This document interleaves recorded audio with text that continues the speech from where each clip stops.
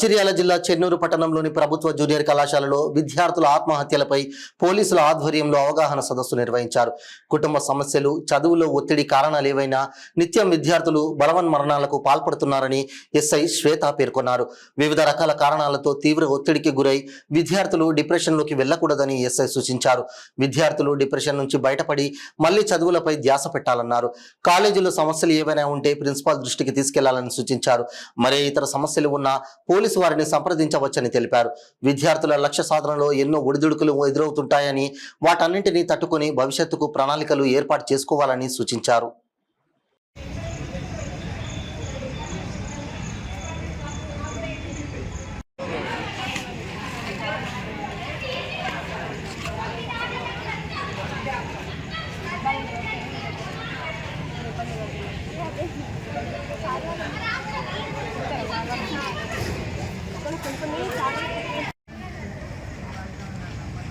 నిన్న మన దిగ్నేపల్లి గ్రామంలో ఒక సంఘటన జరిగింది.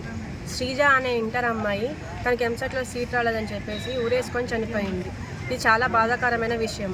విద్యార్థులందరూ తమ మనోధైర్యాన్ని కోల్పోకుండా ఫ్యూచర్లో సక్సెస్ సాధించాలనే ఉద్దేశంతో ఇవాళ గవర్నమెంట్ జూనియర్ కాలేజ్లో నేను ఒక అవేర్నెస్ ప్రోగ్రామ్ కండక్ట్ చేయడం జరిగింది. నా ఉద్దేశం ఏంటి అంటే, మనకి ఇప్పుడు ఒక ఆపర్చునిటీ లేదు అంటే మనకి ఇంకొక ఆపర్చునిటీ ఎత్తుక్కోవాలి, అంతే తప్ప మనం ఇంతటితోనే మన లైఫ్ ఆగిపోయిందని చెప్పేసి ఎవరు సూసైడ్ అటెంప్ట్స్ చేసుకోకూడదు. మనకు ఒక సబ్జెక్ట్ మిగిలిపోతే మనకు సప్లీస్ ఉంటాయి. సప్లీస్లో మళ్ళీ ట్రై చేయాలి, గెటిన్ అవ్వాలి. మళ్ళీ ఇప్పుడు మనకి ఎంసెట్లో సీట్ రాలేదు, ఫ్రీ సీట్ రాలేదు, సరే ఇంకో కాలేజ్లో మామూలు సీట్ ట్రై చేసుకోవాలి, వెళ్ళి జాయిన్ అవ్వాలి, చదువుకోవాలి. సరే ఇంకా నాకు అదే మంచి కాలేజ్లో సీట్ రావాలి అనుకుంటే మళ్ళీ లాంగ్ టర్మ్ కోచింగ్ తీసుకోవడము, వేరే ఒక ఆపర్చునిటీ తీసుకొని మనం సక్సెస్ సాధించాలి తప్ప మనకి ఇంతటితోనే లైఫ్ అయిపోయింది అని చెప్పేసి సూసైడ్ అటెంప్ట్స్ చేసుకోకూడదు. విద్యార్థులందరికీ ఫ్యూచర్ చాలా ఉంది. మీకు ఇక్కడితోనే అయిపోయిందని మీరు ఎవరు అనుకోవద్దు. ముందు మనకు ఫెయిల్యూర్స్ లేని సక్సెస్ అనేది ఎప్పుడు రాదు.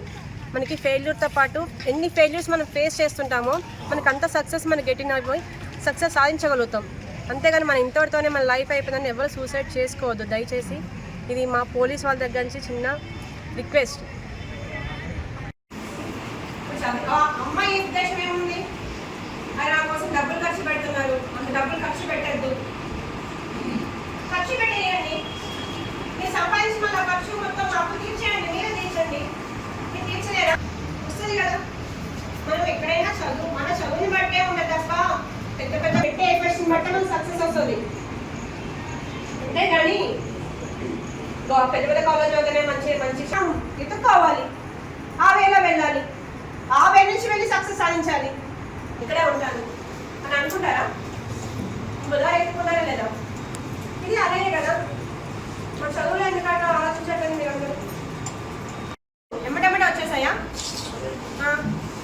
ఎట్లా కింద పడలేదు? ఎప్పుడు పడ్డారు కదా. పడితే లేస్తుంటేనే మనకు అడుగులు వచ్చినాయి, అవునా? సైకిల్ దగ్గర ఎవరికైనా ఫస్ట్ టైం ఎమ్మటి తొక్కేసారు సైకిల్ ఎవరైనా? లేదు కదా. ఎన్నిసార్లు కింద పడ్డారు, ఎన్నిసార్లు దెబ్బలు తగిలించుకున్నారు? సరే అదే బైక్ కానీ ఏదైనా సరే మనకి ఇమీడియట్గా వచ్చేస్తుందా? మనకి చదువు కూడా ఏమన్నా ఇమీడియట్గా వచ్చేసిందా? ఫస్ట్ నుంచి చదువుకుని ఒక్కొక్కరు చెప్తున్నారు కదా, మన గైడెన్స్ ఇస్తున్నారు కదా. సరే ఒక సబ్జెక్ట్లో పోతే ఏముంది, మళ్ళీ మనం సప్లీలో రాసుకోవచ్చు కదా. మనకి సప్లీస్ ఉన్నాయి. సరే కాకపోతే కొంచెం పేరెంట్స్ ఏదో కొంచెం ఆవేశంగా కోపడతారు కావచ్చు, కానీ తర్వాత మీరేమైనా చేసుకుంటే మీ పేరెంట్స్ పరిస్థితి ఏంటి? మిమ్మల్ని ఎంతో కష్టపడి మిమ్మల్ని ఒక స్థాయిలో ఉండాలని వాళ్ళు కష్టపడుతూ మిమ్మల్ని ఎవరిని కష్టపడకుండా పనులకు పంపిస్తున్నారా? ఏమన్నా పంపిస్తున్నారు కదా. చదువుకోవాలని చెప్తున్నారు కదా. సరే ఒక సబ్జెక్ట్ పోయిందో, సరే ఏదో సీట్ రాలేదు, చెప్పండి, పేరెంట్స్ చెప్పండి. కోపడతారు, వాళ్ళు కోపడం తప్పలేదు, వాళ్ళు కొంచెం ఆవేశంలో ఉంటారు. అలా అంత మాత్రాన మనం ఏదైనా తప్పు డెసిషన్ తీసుకుంటే ఇప్పుడు ఒకసారి సూసైడ్ చేసుకొని చనిపోతారు. నెక్స్ట్ మళ్ళీ మీరు తిరిగి రాగలుగుతారా? మీ పేరెంట్స్కి మీరు ఇవ్వగలుగుతారా? మీ మీద హోప్స్ అన్ని మీ పేరెంట్స్ పెట్టుకున్న హోప్స్ అన్ని మీరు తిరిగి ఇస్తారా? ఎవరు తీర్చారు మళ్ళీ అవన్నీ? వాళ్ళకి ఎంత దుఃఖం మిగులుతుంది వాళ్ళకి. చిన్నప్పటి నుంచి పెంచి ఈ స్థాయికి తీసుకొచ్చారు మిమ్మల్ని. మీరు ఆ తప్పు డెసిషన్ తీసుకుంటే వాళ్ళ పరిస్థితి ఏంటి? వాళ్ళు ఎవరు చూసుకుంటారు? జీవితాంతా వాళ్ళకి ఆ బాధే కదా. అలా బాధపెట్టడం అవసరమా? అదే బాధ ఒక నెల ఒక సంవత్సరం బాధపడతారు కావచ్చు. తర్వాత మళ్ళీ నువ్వు చదువు, మళ్ళీ సీట్ తెప్పించుకో, ఇంకోసారి ట్రై చేయి, మళ్ళీ కోచింగ్ తీసుకో, సీట్ తెప్పించుకో, చూపించు, అప్పుడు హ్యాపీగా ఉంటారు కదా. అంతే అంతేగాని సడన్గా మనం ఆవేశంలో తీసుకున్న డెసిషన్స్ ఏంటంటే ఒక కుటుంబాన్ని చిదిమేస్తాయి, కోలుకోలేని దెబ్బ అది వాళ్ళకి. మీ పేరెంట్సే కావచ్చు, మీ అక్క కానీ, మీ అన్నలు కానీ, అందరికీ జీవితాంతం గుర్తుండిపోయే బాధ అది. జీవితాంతం ఏడుస్తారు. ఒక సంవత్సరం బయట వాళ్ళంటే ఒక సంవత్సరం ఏడుస్తారు, మర్చిపోతారు. మీ పేరెంట్స్ అది ఎప్పటికి ఉంటుంది కదా, అవునా? ఒక్కసారి ఏ డెసిషన్ తీసుకున్నా ఆలోచించండి కొంచెం. ఇమీడియట్గా డెసిషన్ తీసుకోకండి. మీరు తీసుకునే క్షణికావేశం తీసుకునే డెసిషన్సే అది ఎంత భయానికి మీరు ఉండరు, చూడడానికి మీరు ఉండరు, ఇక మీరు తిరిగి కూడా రాలేరు. ఆ బాధ ఎవరు పడుతున్నారు మరి? నీ వాళ్ళే కదా బాధపడేది. అది తప్పు కదా. అలాంటివి చేయకండి. చదువుకోండి, మంచి చదవాలి. చదువు తగ్గట్టు ఒకవేళ రాలేదు అంటే మళ్ళీ ట్రై చేస్తూనే ఉండాలి. ట్రై చేస్తుంటే ఎప్పుడో ఒక సక్సెస్ వస్తుంది. ఇమీడియట్గా మనకు సక్సెస్ అవ్వాలంటే మనందరికీ వచ్చేస్తుంది కదా. మనందరం గొప్ప గొప్ప పొజిషన్లో ఉండి నేను ఎంపీసీ తీసుకున్నాను, బీటెక్ చేస్తాను, వేస్ట్ అయిపోయింది అలా అనుకోదు కదా ఎప్పుడు. ఇప్పుడు ఎగ్జాంపుల్ నేనే ఉన్నాను, నేను మ్యాథ్స్ స్టూడెంట్ని. నాకు ఈ జనరల్ స్టడీస్ కానీ నాకు ఏం రావు. నాకు జాబ్ వచ్చింది, నేను ఎంత జాబ్ సంపాదించాను మరి? నా దగ్గర లేని సబ్జెక్ట్ని నేను సపరేట్ కోచింగ్ తీసి నేర్చుకున్నాను.